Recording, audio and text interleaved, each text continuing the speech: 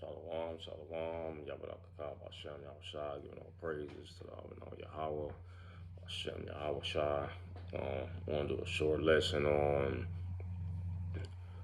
what it means to swear. Well, pretty much it's concerning this verse. It's Sirach chapter 23, verse 9, that there was a so-called elder, I believe, that brought this out and brought it out in the wrong way from what I see. So I'm gonna go ahead and speak on it real quick.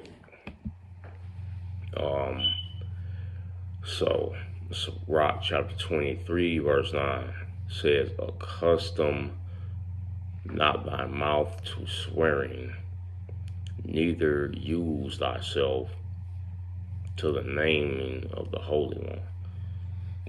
Right, so like this, so it was brought out that this means, you're not supposed to swear, right? And you're not supposed to continually let the word, like God's name, come out of your mouth or whatever. But I guess a lot of people believe that because our people used to say back in the day that the Most High's name was too holy to speak. But in this verse, my understanding, what the Most High gave me, is talking about not continually swearing in God's name, right? And we're going to bring that out and prove that through the scriptures and the Spirit of the Most High. Verse 10, it says, "For a servant that is continually beaten shall not be without a blue mark. So he that sweareth and nameth the Most High continually shall not be faultless." So it say he that sweareth and nameth the Most High continually. So when you're swearing and naming him in the same breath continually, you won't be without fault. So you're not supposed to be saying like, "I swear to God," or "I swear to whatever name you call the Most High." You know what I'm saying? You're not supposed to be swearing on his name, right? And it says, a man that useth much swearing shall be filled with iniquity, right? And and the plague shall never depart from his house. If he shall offend, his sin shall be upon him. So if you offend the Most High by swearing in his name, right? It says, shall never depart from his house. If he shall offend, his sin shall be upon him. And if he acknowledge not his sin, he maketh a double offense. And if he swear in vain, he shall not be innocent, but his house shall be full of calamities, which is destruction. So if he swear in vain, right?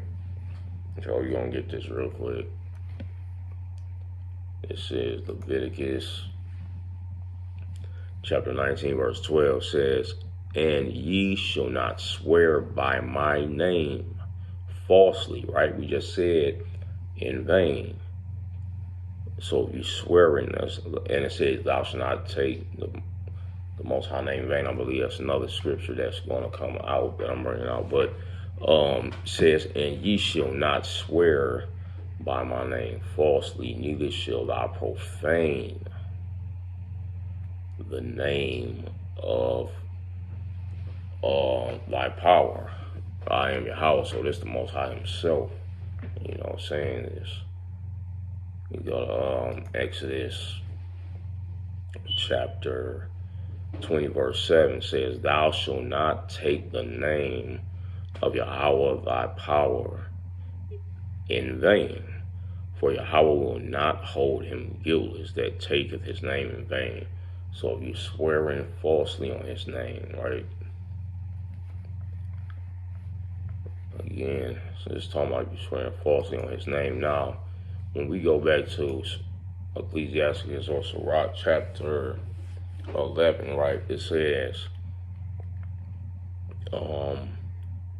he that used much swearing will be filled with iniquity, and the plague shall never depart from his house. So let's go here real quick. Right, so you don't want to swear, because like when you're swearing, you're trying to make your word have more validity than it actually does. Like when people say, I swear to God, they trying to do that to prove that they're being more sincere than they are by swearing, right? But this is Matthew chapter 5, verse 37. It says, but let your communication be yea, yea, nay, nay, for whatsoever is more than these cometh of evil. So your word is supposed to hold enough weight by itself without you adding extra things to try to make people think you're more sincere or believable, like swearing that what you're saying is true, or you being honest about what you're saying by swearing on it, right? And this is Sirach 27 and 3, because we were talking about if, you know, I want to get it verbatim, right? So it said, a man that useth much swearing in Sirach 23 and 11, a man that useth much swearing shall be filled with iniquity, and the plague shall never depart from his house. If he shall offend, his sin shall be upon him, and if he acknowledge not his sin, he maketh a double offense. And if he swear in vain, he shall not be innocent, but his house shall be full of calamities, right? So your house will be full of calamities if you don't acknowledge that you are sinning by taking the Most High's name in vain or swearing on his name falsely. And Sirach 27 and 3 says, unless a man hold himself diligently in the fear of the Most High, he shall, so like that, his house shall soon be overthrown. I want to get this to go with that. This is Sirach chapter 2 and verse 15, right? So I'm going to read this one more time. Sirach 27 and 3. Unless a man hold himself diligently in the fear of Yahweh, his house shall soon be overthrown. And this is Sirach 2 and 15. It says, they that fear, because it said, unless a man hold himself diligently in the fear of Yahweh, that's Sirach 2 and 15. They that fear Yahweh will not disobey his word, and they that love him will keep his ways. So one of his ways is saying not to swear on his name falsely or take his name in vain by swearing on him falsely. That is what we're supposed to follow and not do that, because it said if we fear the Most High, that we will not disobey his word, and if we love him, we will keep his ways. It says they that fear, verse 16, Sirach 2 and 16, they that fear Yahweh will seek that which is well pleasing unto him, and they that love him shall be filled with the law. So let's go and get something that's well pleasing to the Most High. As an example, we're going to go to Hebrews 13 and 16, because it says we will do that which is well pleasing unto him if we fear him. So this is Hebrews 13 and 16. It says, but to do good and to communicate, forget not, for with such sacrifices the Most High is well pleased. So if we fear him, we're going to do that which is well pleasing to him. And it says, again in Hebrews 13 and 16, but to do good and to communicate, forget not, for with such sacrifices the Most High is well pleased. So it says to do good and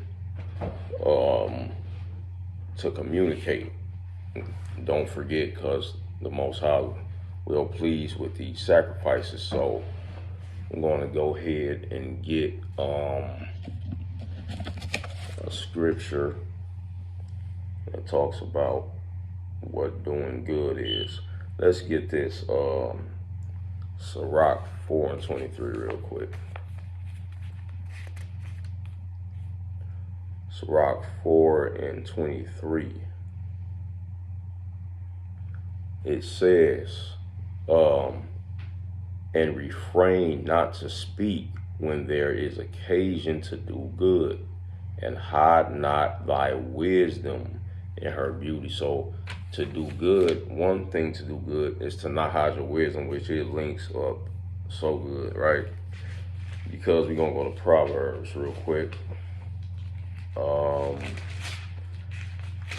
Really quick. Proverbs 4 and 2 says, for I give you good doctrine, forsake not my law. Right? I give you good doctrine, forsake not my law. Let me put a marker right here. So it says, I give you good doctrine, forsake not my law. And we were reading Sirach 4 and 23. It says, and refrain not to speak when there is an occasion to do good, and hide not thy wisdom in her beauty. So let's go over here to Sirach chapter 1 and 26. It says, if thou desire wisdom, keep the commandments, and Yahweh should give her unto thee. So, you know, you're keeping the commandments, you're doing those things which is pleasing to the Most High, right? Because one thing that's pleasing to the Most High is to do what he says for us to do. Verse Sirach 20:16 again, it says, they that fear Yahweh will seek that which is well pleasing unto him, and they that love him will be filled with the law. So we're going to be filled with the law, right? And it says again in Sirach 1 and 26, if thou desire wisdom, keep the commandments, and the Most High give her unto thee. So we have to keep the law, statutes, and commandments, because that's what it's referring to. And the Most High will give wisdom to us. So it says, hide not your wisdom, and you can't have wisdom to hide if you're not keeping the laws and commandments, which is one of the things that it means when it's referring to doing good.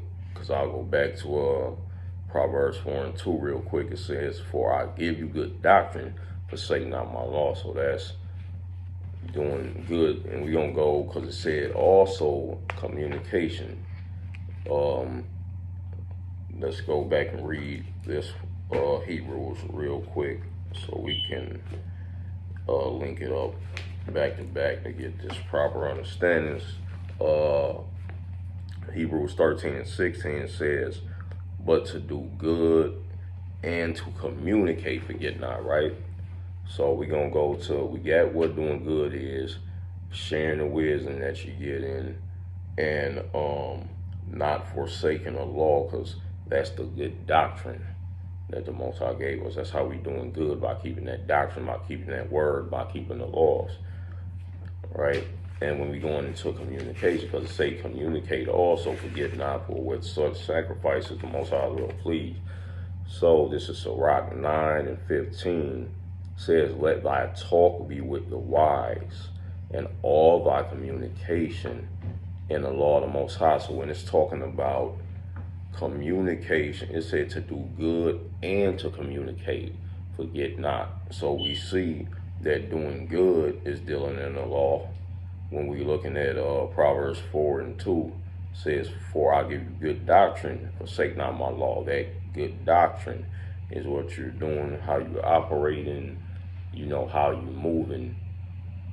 Because it says to do good, which means to do the works of the law, which means to love your neighbor as yourself, to not let sin be upon your neighbor. If you have the ability to show him where he going off at, not to steal, kill, or those things, or murmuring or holding grudges, all them things that the law talks about. Those are the good. That's the good that we're not supposed to forget to do. And the communication, which it clearly says right here, Sirach 9:15, "Let thy talk be with the wise, and all thy communication in the law of the Most High."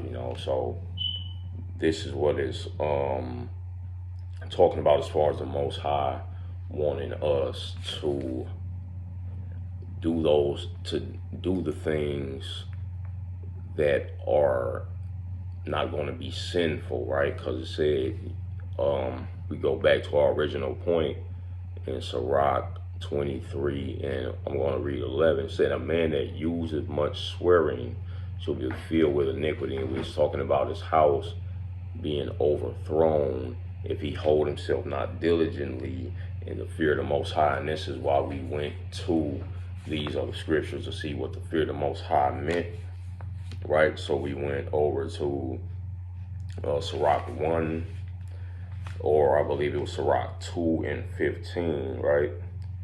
Where it says, "They that fear the Most High will not disobey his word," right? So I was talking about the fear, not disobeying him. So then we went over to, actually we went further over to even to verse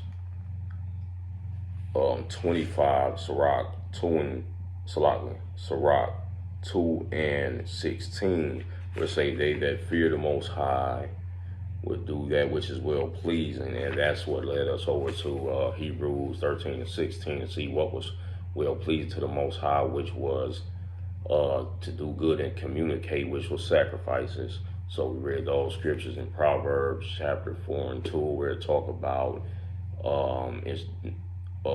I give you good doctrine, forsake not the law. So we saw that the law was the good, right?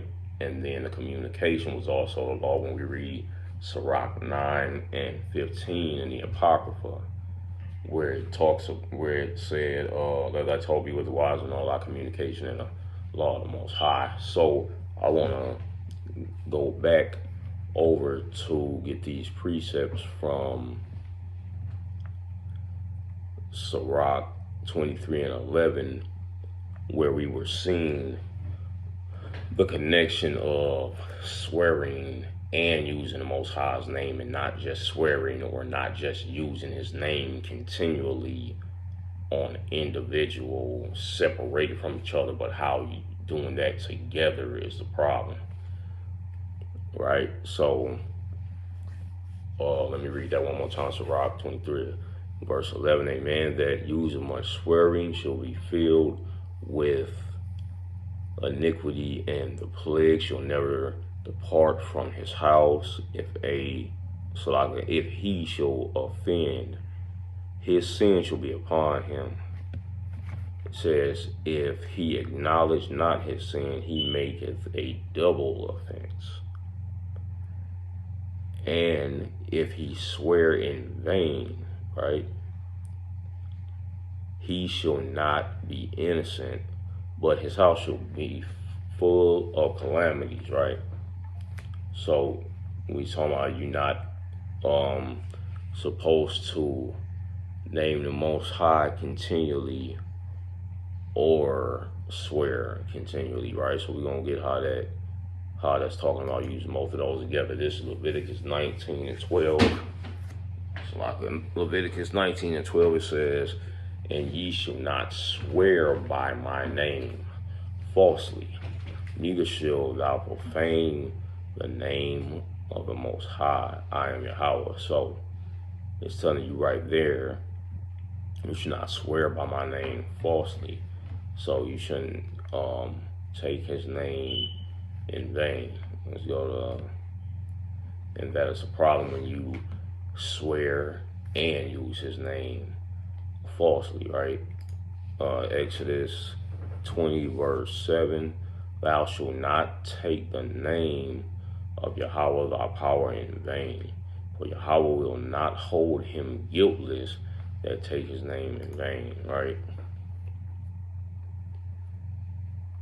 And if we go back, let's go back to Sirach 23:11 in the Apocrypha. It says, if he shall offend, his sin shall be upon him. And if he acknowledge not his sin, he make a double offense. And if he swear in vain, right? So that's what we're talking about, swearing in vain. Because if we go over here, we go over here to Leviticus again. It's talking about in Sirach 23:11, not using his name in vain. And in Leviticus 9:19-12, it says, and he shall not, and ye, shall not swear by my name falsely. So he's talking about, Most High is talking about not lying on his name, not staying in his name, in so many words, because it will be a sin unto you, and that your house will fall into calamities, right? So, that's what I wanted to bring that understanding out for, because when I heard somebody else bring it out, it didn't make sense to me, and I went back and studied it, and so what it really meant. So, Most High willing, all that are watching get some edification, and if you see it a different way, throw the scriptures on the comment. Let me know. We can, go over those scriptures together and get that understanding together. I'm not above correction if I need that. All right. Shalom.